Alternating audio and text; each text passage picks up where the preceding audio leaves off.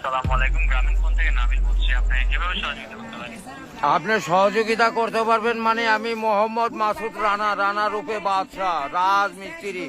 আমি নরসিংদী থাকি। আমার টাকা তোলার সাথে সাথে আপনি কাটালেন, আর আপনাকে আমি বাকি পাওনা তুলে দিয়ে তারপরে আমি ব্যালেন্স করে কথা বলি, আমার মায়ের সঙ্গে কথা বলি। কেন টাকা পাই না আমি? এর কারণ কি? কেন দেওয়া হবে না আমাকে? আমি কি চতুর্থ না ডাকাত?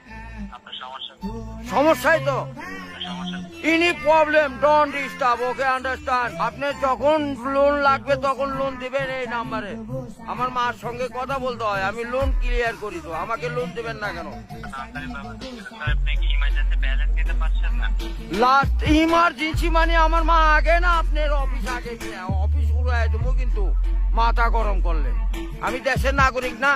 যখন আমি ব্যালেন্স আপনার থেকে লোন চাবো, চাওয়া মাত্র এই নাম্বারে দিবেন।